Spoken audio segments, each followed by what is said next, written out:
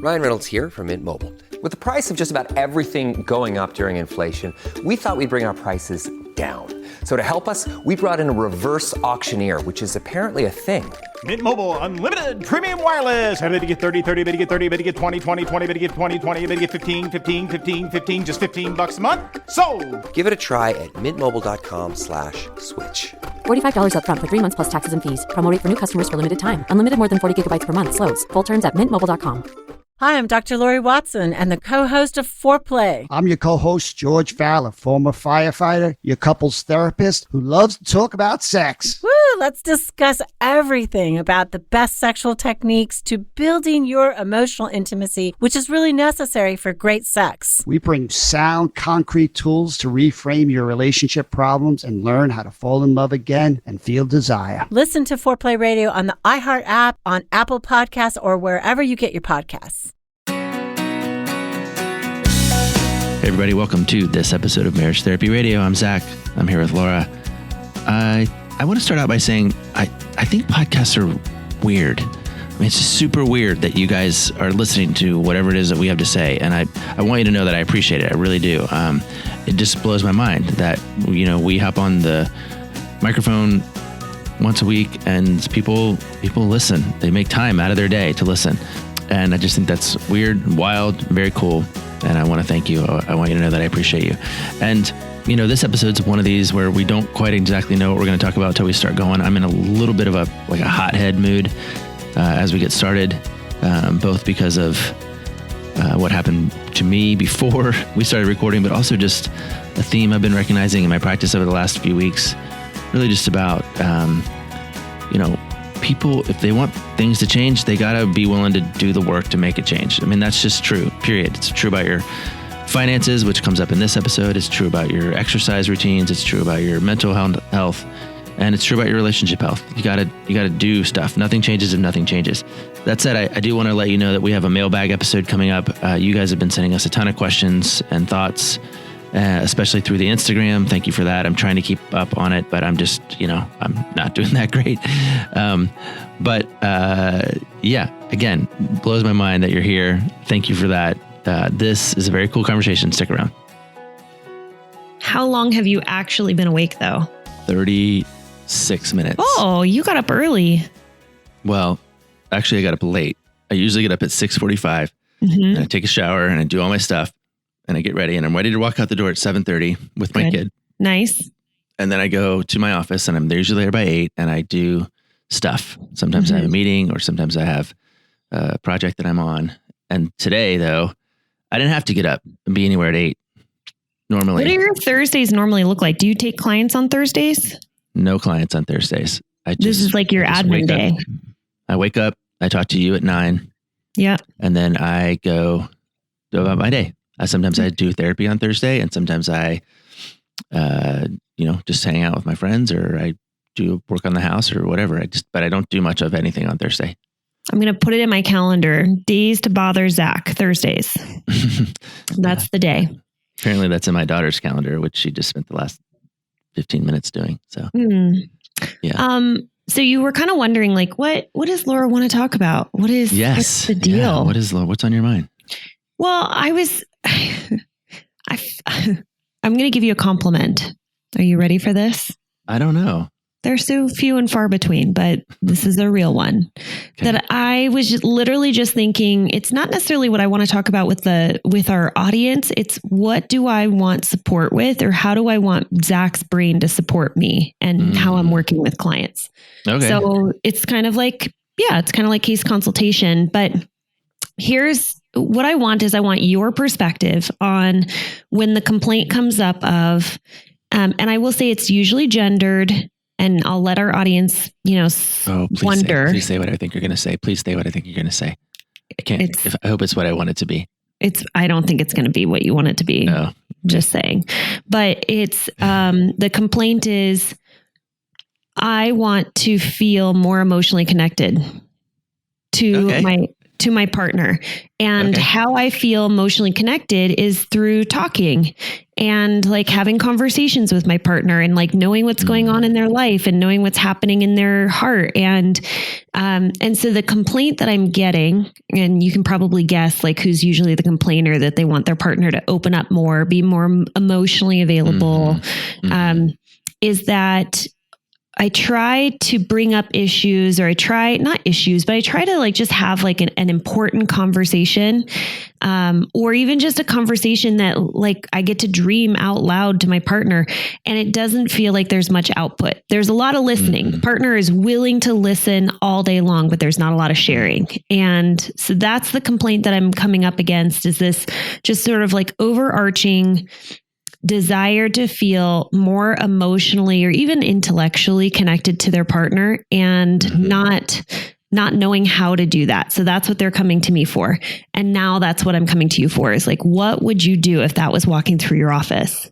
So it sounds like mainly what you're talking about is in a heterosexual relationship, she wants more emotional connection and conversation than he is giving.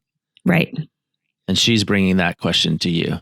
And you know, obviously, like he's, almost all of these partners are, I want to give that to you, but that is just not how I operate. I am not a very emotional guy. I'm not a very chatty guy. I'm kind of drained by the end of the day. I don't really feel like talking. And so it's like, I want to give that to her, but it's also not who I am, is sort of I love it when people say that. rub. I love it when people say that, because I look at them and I go, sorry about that. Sorry, but I know what you're going to say. If your partner spoke German and you spoke Spanish and you really loved your partner, what would you do? You would learn German. Spanish. Yeah, learn German. No, what I would say is like, okay, so this is kind of close to what I was hoping you would say, because I'm wanting to talk a little bit about, or rather, I'm paying quite a bit of attention lately to this metaphor we use a lot called the emotional bank account. And when the emotional bank account's in surplus, things go well. When the emotional bank account's in deficit, things are harder. Yeah. And so what you're describing is a woman in this case who is often saying, hey, my emotional bank account just isn't, it's in deficit. Like it's not full. It doesn't even mean things are bad or wrong, or you're deficient in some way. It's just, I'm not in a surplus position. And that makes me feel lonely or disconnected or not available for sex, or, you know, anxious about what my girlfriend said the other night, you know, like it could be anything, that just makes it harder when your emotional bank account at home isn't full. And I got to tell you, Laura, I need a vacation or something, because I'm so running out of patience with guys who aren't interested or able to invest in their wives or their partner's emotional bank account. Like I'm actually, I think I'm getting mad at them. Yeah. Like I'm in my office and I'm just like going, are you fucking kidding me? Sorry. I'm not usually the F-bomber. No, you're not, but I can feel like you have some energy around it. I'm like, are you kidding me right now? Seriously, we're having this conversation. So the way this started for me the other day was I had a couple in my office. She comes in and she says basically exactly what you just said. Yeah. Right. And she is lonely and she's sad and she's disconnected. And I said, is this a surprise to you? To the husband? And he goes, well, yeah, kind of. And I go, why? He goes, well, we just haven't talked about it since we were here last, which was like 6 weeks ago. And I said, I'm sorry, you haven't talked to your wife about your relationship for 6 weeks. And you're surprised that she's feeling what she said she was feeling 6 weeks ago, but more intensely. Because nothing has changed. You haven't done anything different, right? Well, actually what has changed is he became aware of that and then didn't do anything different. So something did change, which was now he knows. And I said, well, what's going on for you? He goes, I guess I'm just overwhelmed with work and I'm kind of stressed out about money and feels like that's just really on top of my mind right now. And I was like, what's going on with money? He's like, well, things have just kind of ramped up. We're spending a lot more than we're making. And my job has changed a lot. And we kind of thought that she would be back to work by now, but she's not really doing that. So that makes it harder. And I was like, man, sounds like you're kind of in a deficit position. He was like, yeah. Go on. I can see it. Yeah. Mm-hmm. I was like, that sounds really hard. What are you doing? He goes, well, I'm trying to take on this one extra project and that's spreading me pretty thin. And then I'm really wanting her to spend less. Like if she could spend less over here, that would help. And I was like, so you recognize that there's like a deficit and you're doing stuff. Mm-hmm. Is anybody else to picking change up on the balance? Yeah. Yeah. Right. He's like, yeah. And I was like, that's pretty good. That's pretty fantastic. By the way, I just heard your wife say that she was in a complete emotional deficit. Like her emotional bank account is empty. Do you recognize that? Or is that, and he's like, blink, blink, blink, blink. And I'm just like, come on, dude, this is so easy. Like, it's not easy. It's not easy. Cause I think that's why you're running into the question. But if a person, a man, a wife, a partner is willing to say, I really want that too. I want that for you too. I want you to feel emotionally fulfilled. I want also to feel emotionally connected. I believe in, and I support the idea of filling the emotional bank account. You got to do stuff. Right. Like you got to do stuff. Yeah. And that might mean you got to do stuff you don't want to do or you don't know how to do, or you're not very good at. Because the alternative is do nothing. And it gets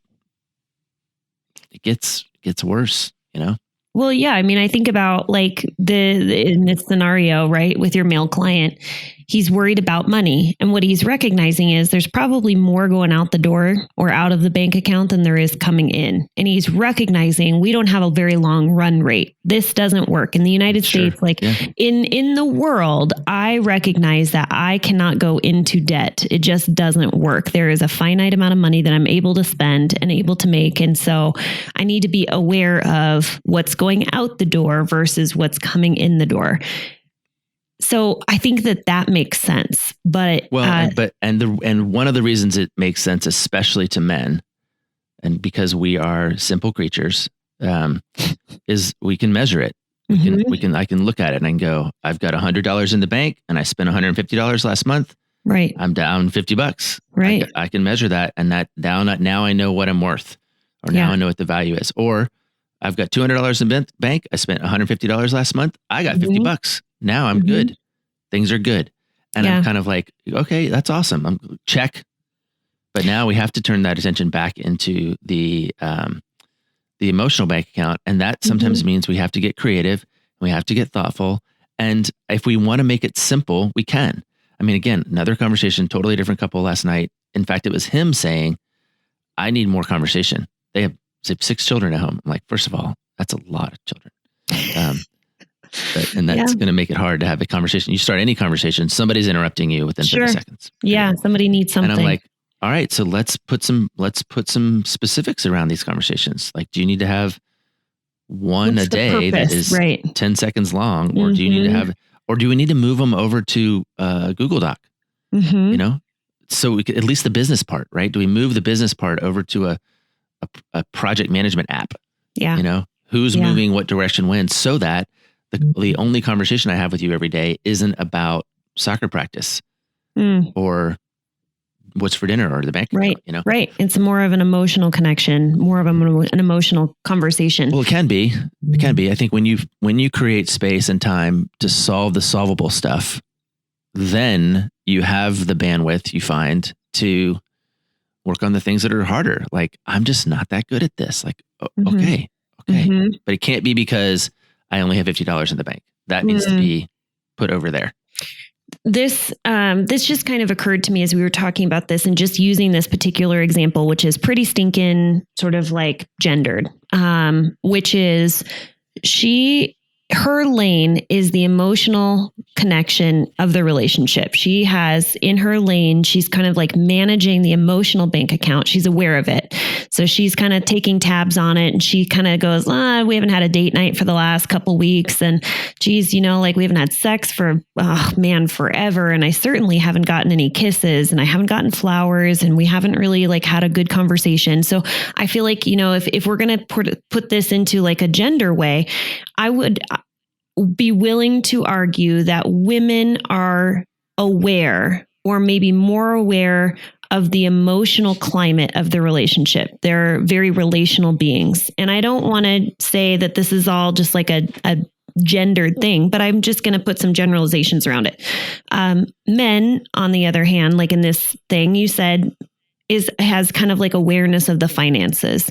And I'm just thinking about, how do you make both people responsible for both? How do you pull the male in? Because I think that I hear this complaint a lot, which is, I want for you to be more invested in the relationship, in the emotional climate of the relationship. I want for you to do the planning of the dates. I want for you to reach for me and desire that connection, because I feel like I'm the one that's doing all of that reaching, and the one that's saying, hey, it's been a while since we've had a date.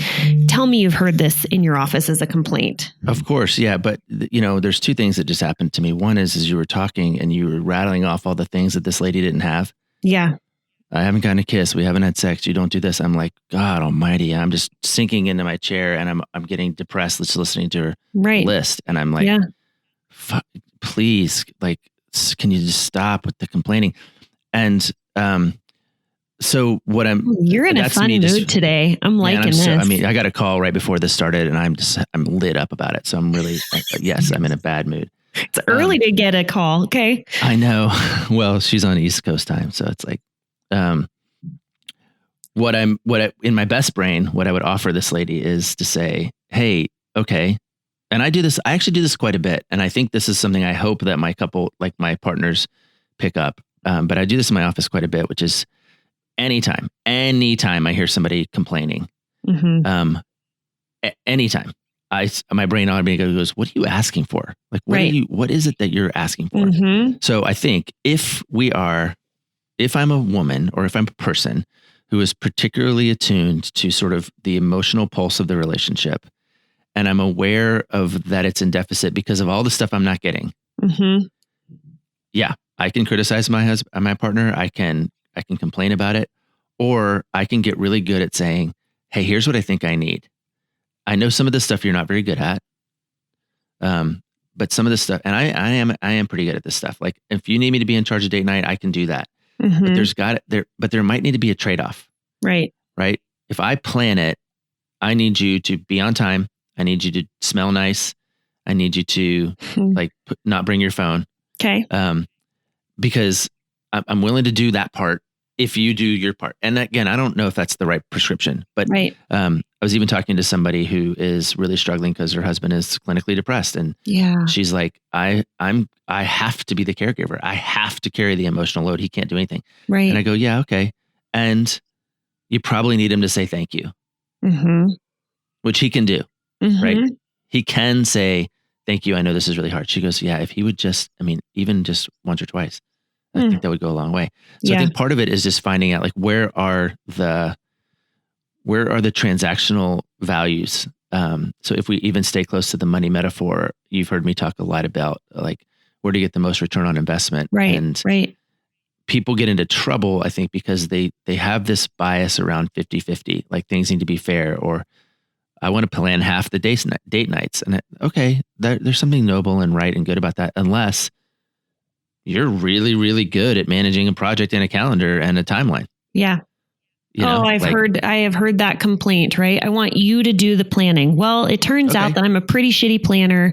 I am ADD and I avoid things until the very last minute. And you, on the other hand, get things done really far in advance. You're very organized. Like, there are certain skill sets that align naturally. And I don't think it's, I want you to plan. I think it's like the question that you just asked. What is it that you're asking for?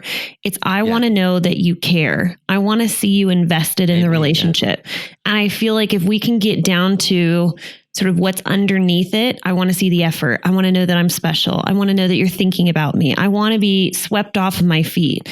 That might not be the prescription that they're asking for of, I want you to plan a date. That's just what's coming to their mind of, this is something I can see with my eyes. But, ultimately deep down under, like, I really just want to feel special and like you care about me.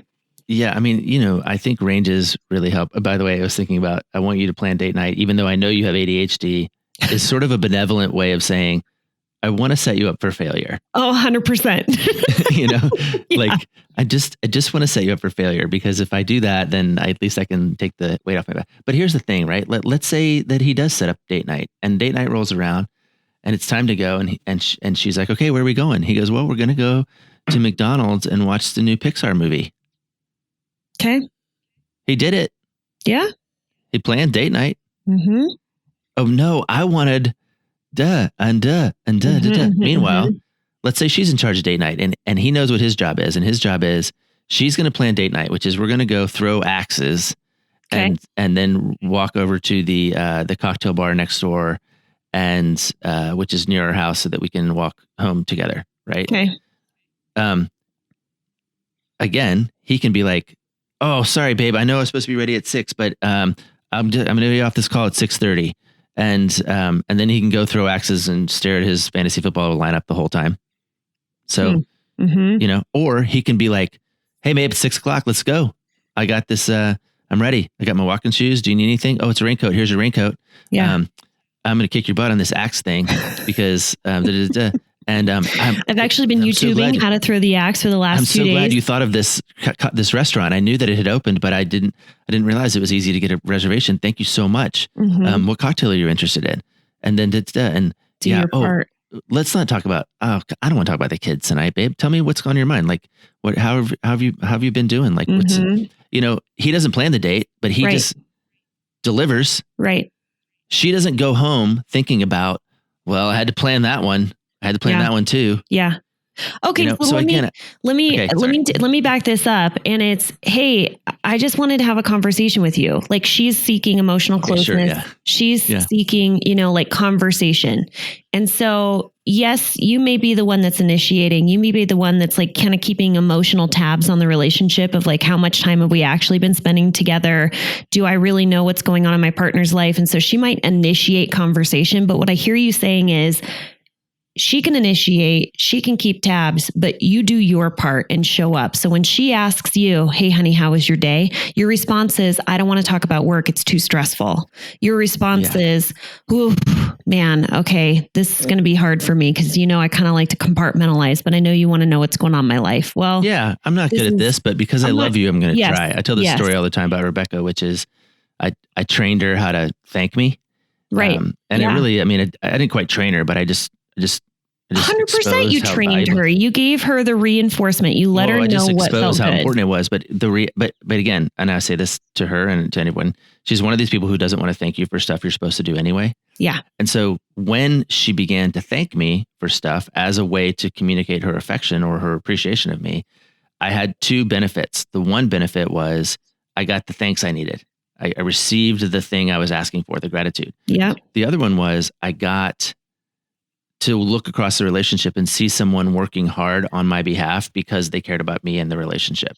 Like, that was of value. And I keep going back kind of to this biblical parable of like the widow's mite, like the widow who gives you like 10 cents. I've never heard of this 10 parable. cents is more valuable than the wealthy guy who gives you $100. I actually have. Okay. So it's just sort of like this idea that when we give out of our deficit, because we understand that it's valuable and because we understand it's good for the relationship or good for whatever, there's real richness there. And so that's interesting that you say that. I'm trying to put it into context of like my relationship, that like when my husband says, hey, will you go up to the mountain with me to like this Friday while Holden's in school, and like, let's just have like a couple's date and we'll snowboard. And I look outside and it's not a bluebird day. It's kind of windy and it's cold. And I'm like, I don't want to go snowboarding in this weather. This is crummy. I really wanted to like lay by the fire and read with my time off. But when I say yes, because I know that my partner is making a bid for connection and he's asking me to do something that I'm like, it's not really like that's not my bag, baby. That's not my thing. But when I say yes, it means so much more than when I say, hey, honey, like, why don't we go out to eat? That's easy. But when I say, I'm picking up what you're putting down here. Yeah. Well, and I think sometimes it is okay to say no. Like, no, I don't want to go snowboarding, but I want to do the thing that you want, which is to feel connected to you. Right. So maybe there's an alternative. Maybe there's a maybe there's a middle ground. Yeah. Maybe it's not you versus me or your thing versus my thing. Maybe it's okay, I hear what you're asking. And actually I really respect and appreciate and value that. Right. I don't know if I can pull it off in this way in this time. Yeah. But there maybe there's another alternative for us. I've been kind of nailing this home with a lot of my couples, kind of circling back. I go through seasons. By the way, can you see, like, we have some weather happening here in Bend. It's pretty amazing. You see it on my face. It's like really blowy and, anyway. Yeah, I can see the shadows changing on your face. Yeah. I've been thinking a lot about trying to accommodate your partner as much as possible. That when your partner comes to you, like my husband, honey, do you want to like just kind of like play hooky and go up to the mountain, go snowboarding? It's my knee-jerk reaction is like, of course not. I was like going to do all these other things that I wanted to do, but how do I try and meet my partner's needs as much as possible? What is he really asking? Is he asking for like the best snowboard experience in the world? Definitely not, because he knows that I'm not going to be his like ride or die on the mountain. What he's asking for is connection. What he's asking for is that I turn toward him in that moment. So how can I accommodate him as much as possible? And it's by saying, wow, like, you want to date me? You want to spend the day with me? That's really, thank you. That feels really, really good. You know, honey, like I'm actually kind of like saving myself up a little bit. This is how I would respond today. Saving myself because I have that race and I don't want to, like tear anything or like get too sore or anything like that. Do you think maybe we could plan to do that next weekend, next Friday? And then today, why don't we go for a walk or, let's go for lunch. Does that sound good? It's trying to meet their needs as much as possible. And if you understand that underneath just about every request is a desire to connect, I think that you can easily figure out, how can I say yes to my partner's desire to connect? Yeah. And if I'm him and she says, I just really want to feel more emotionally connected and just talk to me about your day. Yeah. His equivalent could be, okay, yeah, that sounds great. Yeah. Feeling more emotionally connected does sound good. Okay, hold on. If I'm going to talk about my day though, I need to detox just a little bit. Let me just go change my clothes and figure it out and put the kids down and then, or get the kids settled. Cause I think it would drive me crazy if they ask me about homework while I'm trying to do that. So, yeah. But I'm with you. I got you. Like I can do this. I just need to let's set ourselves up for success, not failure. That maybe is the way that we coach or train or invite our partners or people to do their thing a little bit better. And because I think we have to negotiate. How can I give you what you need? Kind of with integrity. I mean, we just have to negotiate. I mean, I got this one guy. And he's really concerned about money and he just wishes she would spend less, that every time she about to click a button, would she think, do I need this right now? Right. And she's worried about how much he's drinking and how much he uses weed. And I just sitting there the whole time going, how much are you spending on alcohol? How much are you spending? Like are you sitting there going, do I need this right now? Wow. Well, sometimes I do need to take the edge off. And I'm like, yeah. Sometimes she needs shoes to feel pretty. And sometimes that takes the edge off for her. And it's like that all of that negotiation isn't taking place in like the real underlying important space. Right. Right. And somehow we have to invite people to go to that space because it's easy and frankly lazy to center the conversation on simply the things we can measure. Sometimes we have to really focus on the things that are just a little more nuanced and underneath the surface and that take a little bit more of our energy and attention. So, yeah. Well, I appreciate you weighing in on this. You know what I'm really excited about? Tell me. I get to interview. Oh yeah. The founding researcher on asexuality in about 2 hours. And cool. It's something that I've, I'm just going to prep our audience members as they're, getting ready to think, do I want to listen to another episode of Marriage Therapy Radio? You do, because he wrote the book, Understanding Asexuality. And I think it was published in 2012. And, I have had actually people listeners email us and say, can we just talk about asexuality for a second? Because it is something that is coming up in relationships more and more as we look at sex drive or, the desire to connect sexually. And it's kind of like a buzzword that has entered into our space, even though, the book was published 10 years ago and there's more information out there, but I still think there's misinformation. So I'm really excited to bring this to our audience. So listen for the next coming episodes. You'll see it'll come up. Yeah, we have a lot of interviews coming up. We do. It's cool. We have a lot of cool people. In fact, I listened back to this one interview I did with Christine Lilly, the one that you didn't get to be a part of. But yeah. I've also invented a new thing called on the Instagram. It's called 3 Things Thursday. Okay. And it's 3 things that when I listen back to the podcast that I go, that's actually pretty cool. And so I made a list of like 3 things that I took away from that one in particular, which I'm going to publish today, a little bit later. But, all right. But yeah, if you're not following us on the Instagram, you should do that. And you can see the 3 things that come out of our podcast, including some really cool interviews that are coming up real soon. I'm looking forward to hearing the one that you're about to do. Me too. Which I got kicked out of because it's part of like school too. Yeah. Yeah. I'm kind of double dipping a little bit. I'm doing an interview. Right we don't have to say that part. We don't have to tell your teachers. I'm doing it for school and I'm doing it for the podcast. So you guys actually, that's, it might feel like, wow, Laura, you've never really brought somebody on with this kind of perspective. Because that's what I'm studying in school. Yeah. All right. Well, let's go ahead and land this plane. Thank you for getting up early for me. I appreciate it. Yeah, I'm going back to bed and going to try and calm down a little bit and then then go about the rest of my day. All right. Well, adios. I'll see you next week. Okay. Bye.